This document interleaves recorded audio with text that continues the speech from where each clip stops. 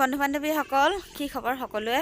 ভালে চাগে। ঘৰলৈ গৈছিলোঁ, ঘৰৰ পৰা আহি মানে ভিডিঅ' দিয়া নাই দেই, সময়ে পোৱা নাই। মাইকী মানুহ ঘৰত নাথাকিলে কি অৱস্থা হৈ থাকে জানে আৰু, ঘৰৰ কামৰ আজৰিয়ে পোৱা নাছিলোঁ। অকণমান ওলাই আহিছোঁ ৰাস্তাৰ ফালে, যিহেতু বেটা নুশুৱে পিছবেলা সময়ত, সেইটো কাৰণে অকণমান ওলাই আহিছোঁ ৰাস্তাৰ ফালে। আৰু খুব বতাহ মাৰি আছে দেই, এইফালে দেখাই দিছোঁ আমাৰ ঘৰৰ ওচৰৰ ৰাস্তা।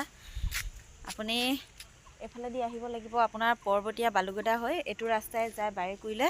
তাৰপিছত এইফালে এইটো ৰাস্তাই যায় আমাৰ আউখাত গাঁৱলৈ। শিলিখা পথ বুলি কয় আমাৰ ৰাস্তাটো। সেইটো চাইডে গুচি গ'লে ডাইৰেক্ট লেচেংকা হাতীগড় মানে বাইপাছ পাৰ হৈ গ'লে মানে বাইপাছত লাগিছে আৰু এইটো ৰাস্তা আমাৰ এইখিনিতে আছে। ৰাস্তাটো এইফালে ফাটি গৈছে, ব্লক ৰাস্তা এইটো। আপুনি আজিকালি আমাৰ ঘৰলৈ আহিবলৈ সুবিধা হ'ল, এড্ৰেছটো কৰি দিলে আপোনালোকে ধুনীয়াকৈ আহিব পাৰিব। বিদ্যাভাৰতী ইণ্টাৰনেশ্যনেল স্কুল বুলি ক'লে আপোনাক দেখাই দিব সকলোৱে। গান এটা মনত পৰিছে দেই, একদম মানে ধুনীয়াকৈ বতাহ মাৰি আছে। আগতে খুব গাইছিলোঁ গানবোৰ, গাইছোঁ দেই আপোনালোকক আগত। কেনেকুৱা হৈছে জনাব।